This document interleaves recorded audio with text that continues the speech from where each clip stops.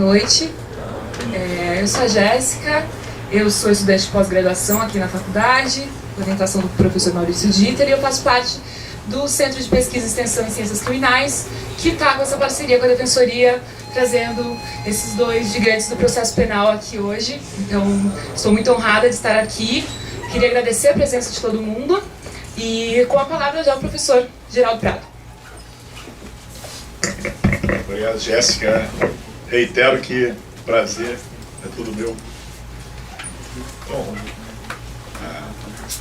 a primeira parte do nosso encontro foi para pensarmos um pouco sobre qual é, afinal, o objeto das nossas preocupações.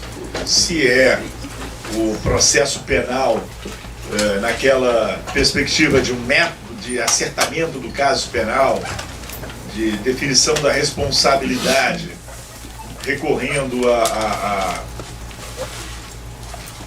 provas e estabelecendo com base nas provas esta responsabilidade penal do suposto autor da infração penal, ou se o nosso objeto de preocupação transcende a esse processo penal com estas características, particularmente com as características que nós conhecemos no Brasil, e se há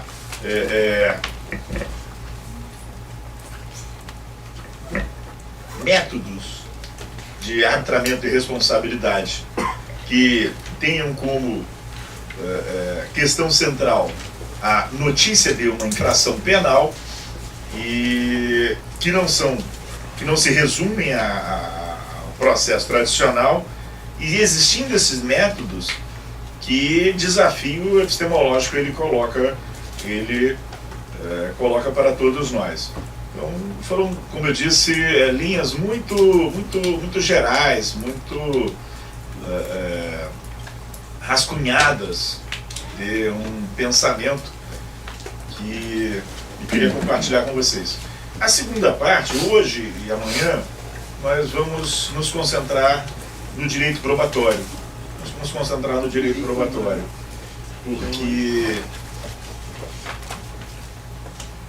eu sou da opinião que é um tema relevantíssimo em virtude dessa globalização jurídica, do diálogo entre tradições jurídicas bastante diferentes, em um campo delicado que é o de responsabilização criminal. Entender bem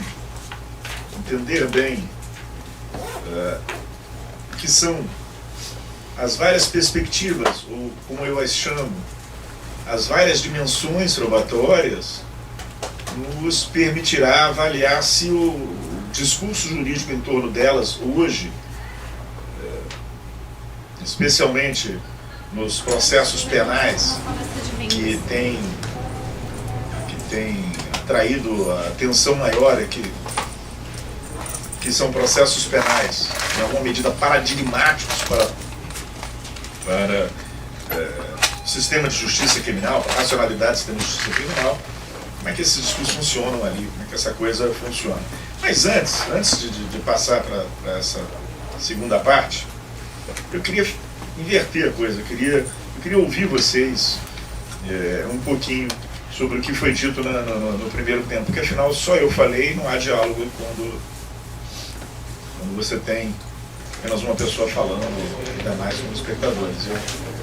Eu sou muito cioso da ideia da produção coletiva do conhecimento.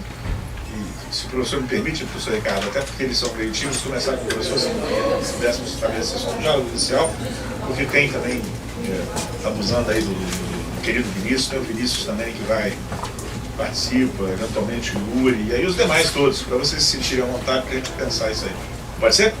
Também, claro.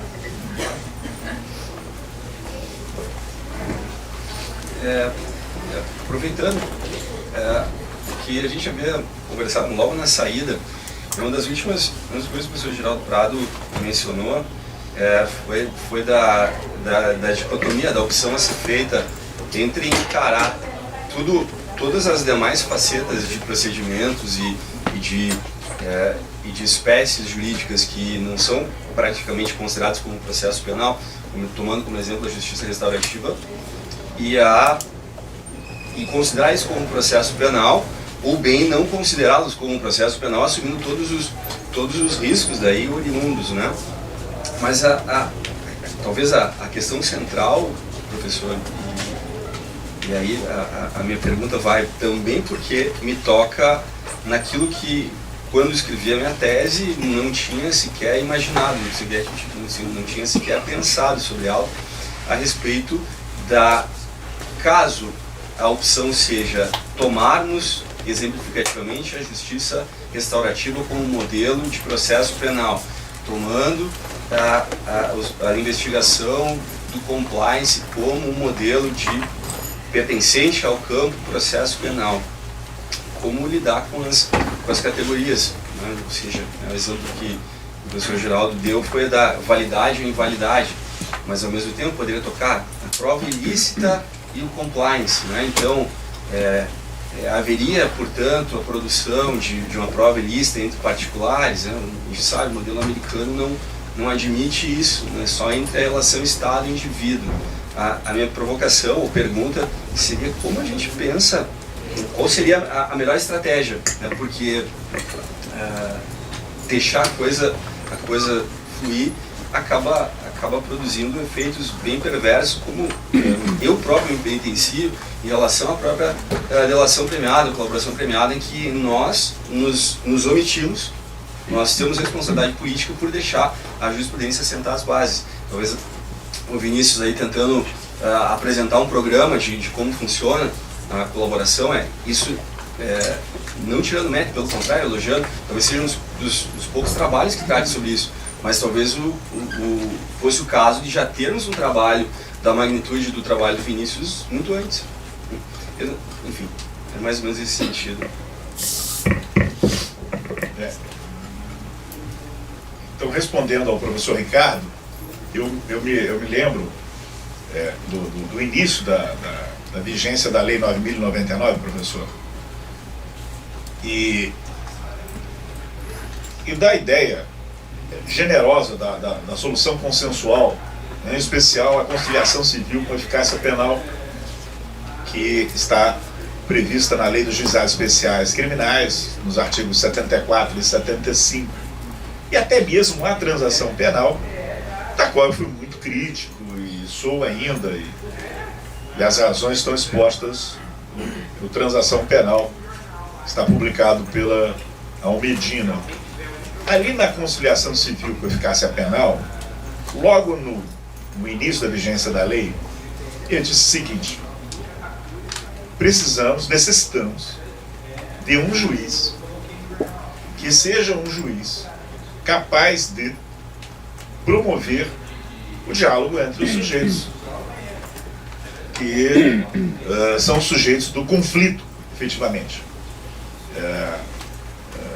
Hipotética vítima, hipotético agente, eles estão ali numa situação de tensão, em uma situação de antagonismo explícito, e a notícia do crime, ela funciona como um pretexto para que uma instituição ela possa buscar aproximar essas pessoas, estabelecer um diálogo. Naquela época não havia Lei Maria da Penha, também, nos casos de violência doméstica, eram tratados ali a lesão corporal de natureza leve, dolosa, e outras infrações de vizinhança. Esse juiz teria que ser um agente ativo.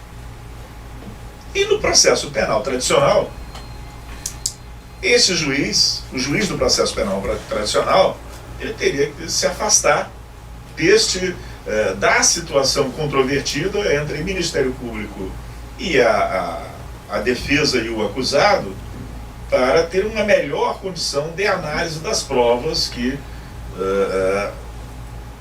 embasarão a sua decisão. Então eram dois comportamentos antagônicos. Um juiz que necessitava ser um juiz ativo, um juiz de intervenção, um juiz que, ao ser um juiz ativo ali, ele certamente ouviria versões daquele fato, e sendo humano, estas versões, elas teriam alguma implicação no seu sistema de crenças. Ele tenderia, como qualquer outra pessoa, a valorar de uma maneira especial um ou outro relato, e qualquer que fosse o relato que ele viesse a privilegiar, estaria privilegiando não a partir de provas produzidas, mas a partir pura e simplesmente dos relatos e do comportamento processual daquelas pessoas, vítima e suposta vítima e suposto autor do fato. Ele estaria atuando ali. Depois teríamos, não há conciliação civil, não há transação penal, teríamos um processo, uma acusação. Evidentemente o juiz não poderia ser a mesma pessoa. O juiz não poderia ser a mesma pessoa, e a lei dos juizados, ela não traz essa previsão. Ela não traz essa previsão. Isso se dá em 1995, apenas na reforma de 2008. Nós temos a introdução no processo penal brasileiro do princípio da identidade física do juiz, apenas na reforma de 2008, mas ali, em 95, eu também fui o primeiro. Encontrou o nome, então? Tá, depois passar pra gente. Eu fui ali o primeiro a dizer o seguinte: olha, a opção pela oralidade no procedimento sumaríssimo é a opção pela identidade física do juiz. Porque a oralidade tem um sentido muito maior na redução de complexidade. O que a oralidade modifica no processo é estrutural, e entre as modificações estava ali a identidade física do juiz. Portanto, o juiz do juizado teria que ser o juiz da prova ou da sentença, mas não poderia ser o da conciliação.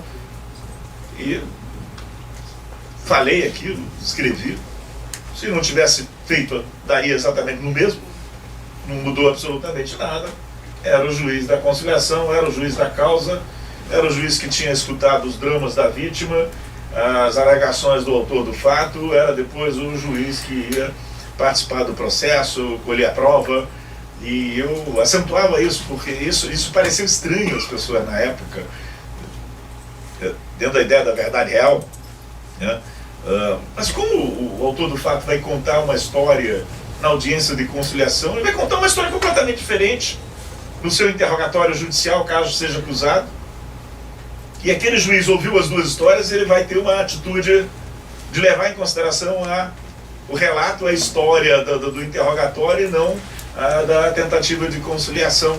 É um pouco uma delação, como o artigo 4º, que determina uma certa desconsideração naquilo ali. Como é que isso é possível do ponto de vista epistêmico? Não é possível, não é possível. Isso efetivamente não é possível. Portanto, é necessário que haja duas pessoas diferentes. Elas têm que ser duas pessoas diferentes. É necessário que haja uma blindagem rigorosa entre essas etapas, que elas não se comuniquem, que elementos de uma não contaminem, não sejam transferidos para a outra. E esse tipo de análise, professor Ricardo, é uma análise que vai além, aquela coisa. Vamos fazer um levantamento do que foi publicado sobre a Lei 9.099 nos seus primeiros anos de vigência. Vai além dos comentários sobre a lei. Também Nilo Batista, ele usa uma expressão, ele, ao se referir a uma determinada maneira de se produzir textos jurídicos e não doutrina, ele vai dizer o seguinte: você tem uma atividade de pós-glosadores ou de neoglosadores. E o que nós vimos ali foi exatamente isso, uma glosa da Lei 9.099, opiniões ali em cima dos textos legais.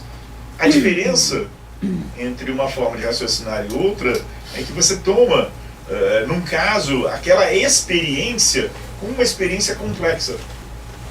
Como uma experiência complexa. que por ser complexa, ela não vai oferecer respostas simples. Ontem me perguntaram, é possível, num caso de apelação, em que haja prescrição, que o apelante condenado, ele requeira ao tribunal que não reconheça a prescrição, porque ele quer ver o mérito da apelação julgado e quer o pronunciamento da sua absolvição? E eu respondi aos desembargadores que me perguntaram, sim, a depender do resultado da apelação. Se for para absolver, é possível. Se não for para absolver, tem que proclamar a prescrição. Ah, mas se é para julgar o mérito, é para julgar o mérito. Eu falei, não funciona assim. Segundo o eventum litis, que é um raciocínio, né? Isso, agora, o que eu disse a eles, para poder explicar por que, no âmbito do sistema, é dessa forma e não da outra forma, eu tenho que também promover esse processo de redução de complexidade do conceito de presunção de inocência. Então eu vou estar sempre trabalhando profundamente com complexidades. E uma justiça criminal de tradição autoritária, ela é simplificadora. Ela é altamente simplificadora. É impressionante. Né? As soluções que aparecem, elas parecem muito lógicas. Elas parecem muito lógicas, para quem, evidentemente, não trabalha com a questão da lógica. Pode me passar o nome dele? Tá aí? Do geral.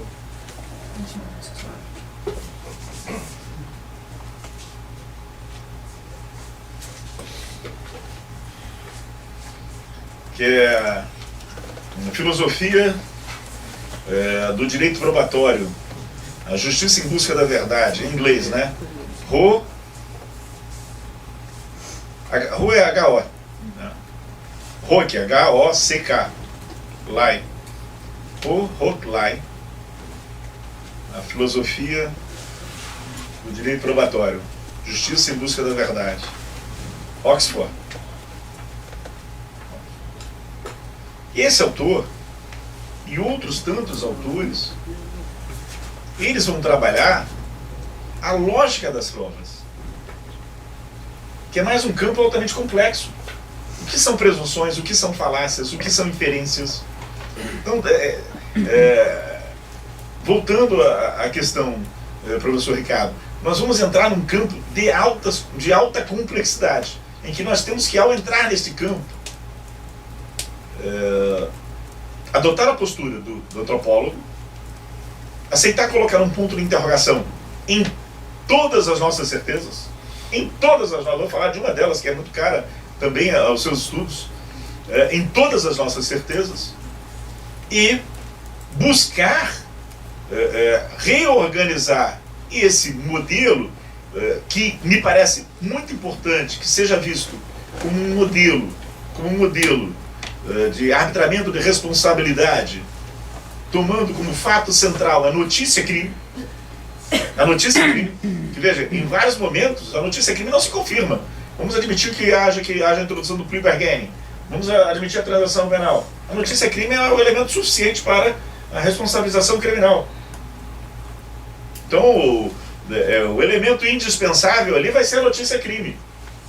No exemplo que eu dei dos crimes culturalmente motivados, das práticas culturais de arbitramento, lá dos Makushi, também a mesma coisa. Nas infrações que são simultaneamente empresariais, administrativas, fiscais, tributárias, criminais, a mesma coisa. Então a gente vai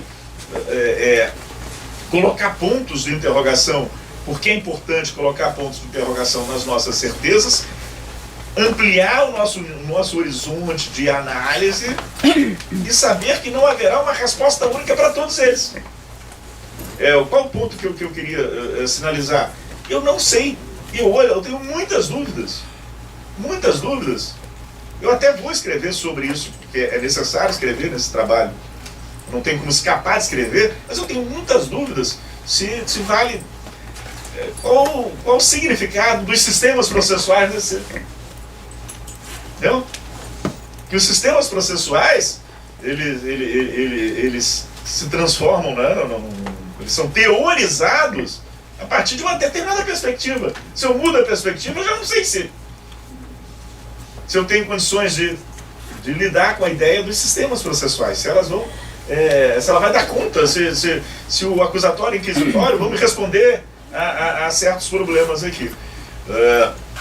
O que é básico, o que é fundamental em qualquer caso.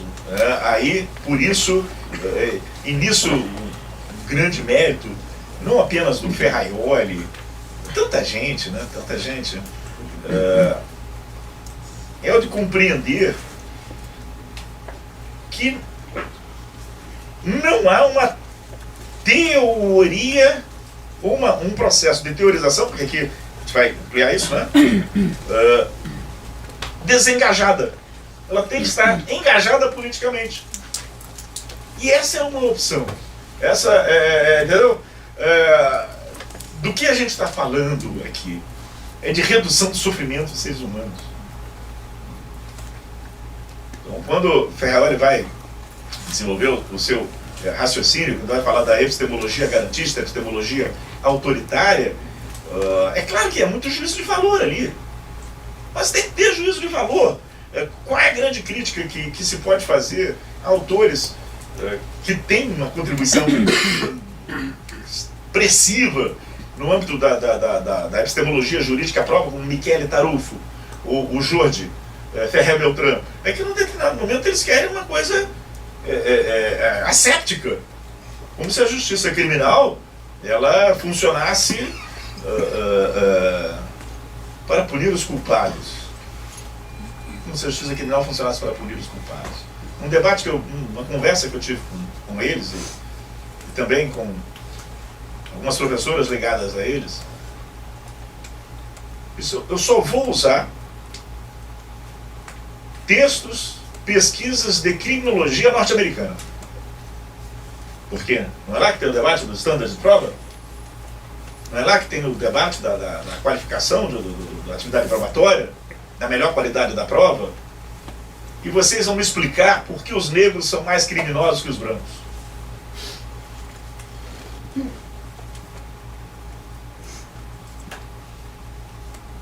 Checkmate, cara. Porque a pergunta não é queremos então uma justiça para punir os culpados. A pergunta é anterior. Como é que eu defino quem é culpado e quem é inocente numa sociedade? Por isso tem que ter um compromisso criminológico. Não há... vou fazer aqui um corte. Nós temos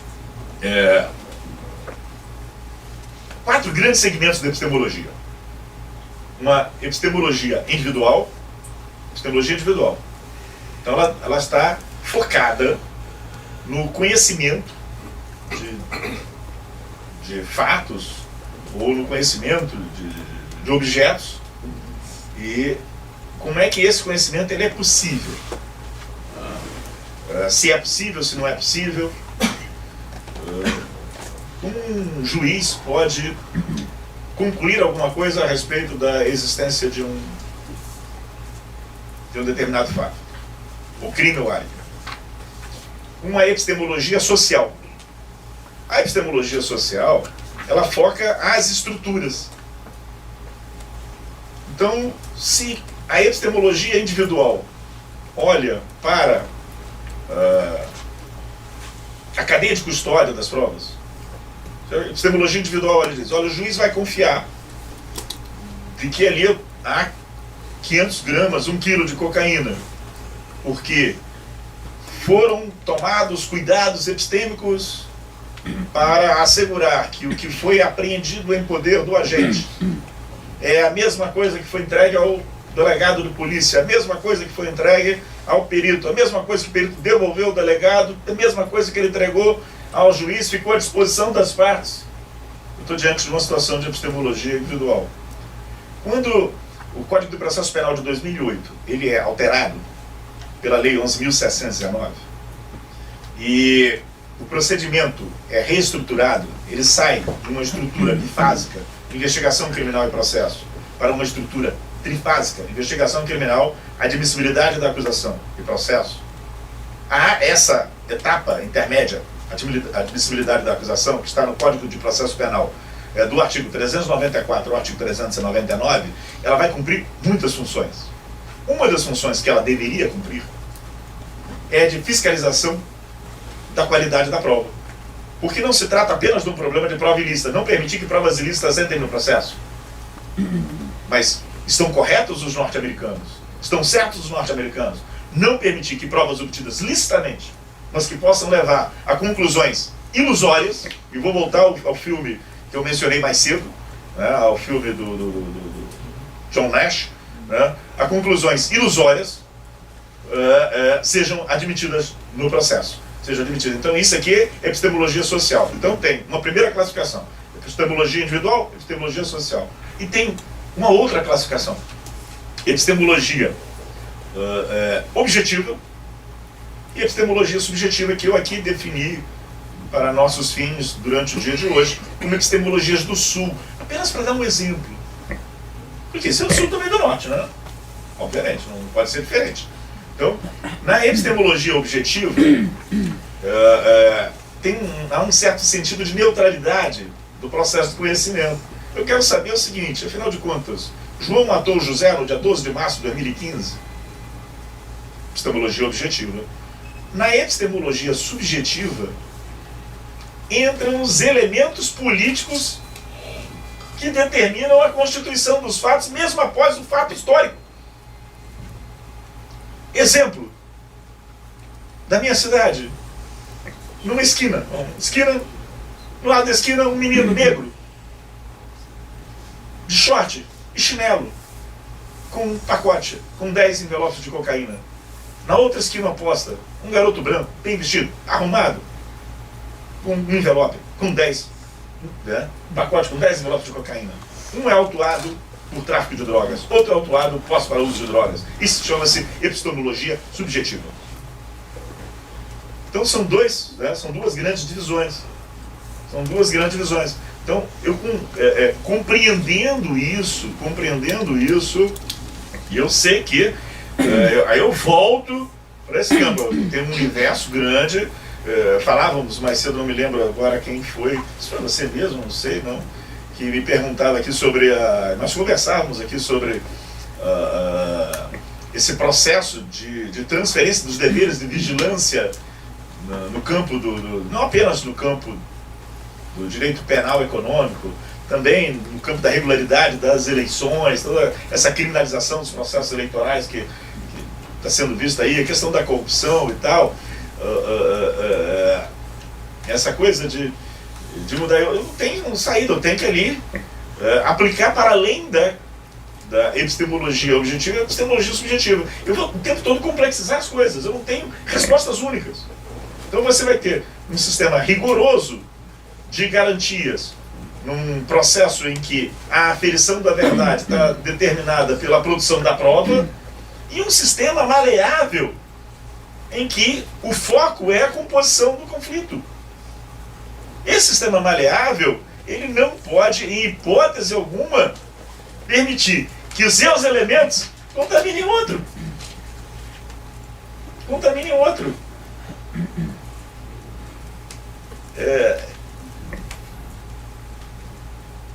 Mas é justo.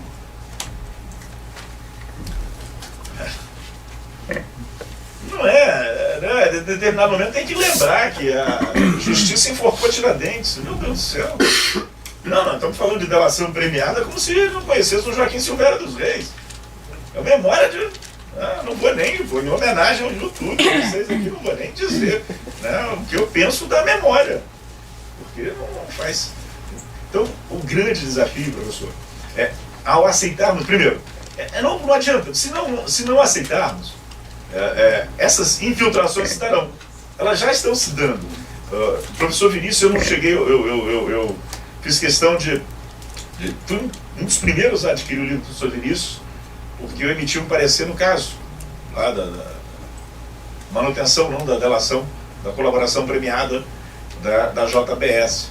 Mas eu não cheguei a ler o livro todo. Então eu não sei se o professor Vinícius toca ali num ponto fundamental, que é o estatuto ético dos advogados que atuam nas delações. Isso faz parte do processo penal. Isso é matéria de processo penal. Você vai estudar sujeitos do processo penal, abre lá o código de sujeitos do processo penal. Aí aquilo ali não é resposta para os nossos problemas. Isso você tem 4 advogados no mesmo escritório. Olha como funciona em outros lugares, como é rigoroso. Como é rigorosa a blindagem. Não pode falar, não pode falar, não pode conversar, não pode conversar. Então,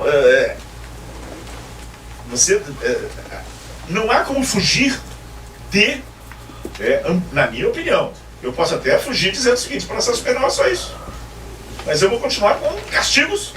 E essa área daqui vai o tempo todo influenciar, vai entrar aqui na delação premiada. Nesse exemplo é muito claro. Eu sentado num restaurante. Os professores que estão aqui concordam comigo. O professor é como padre. O sujeito te vê e quer contar uma história. É impressionante. Estou sentado. O sujeito senta. Acabei de vir de uma audiência de colaboração. Rapaz, eu vou te contar. Eu falei, a mim não. A mim você não vai contar. É preciso que isso esteja, Vinícius, no código. Eu não posso dizer para o advogado que ele não pode sentar numa mesa de bar e contar a atividade preparatória de uma colaboração. Eu não posso dizer isso. Então, vejam, vamos ter que repensar as categorias. Algumas podem sobreviver, mas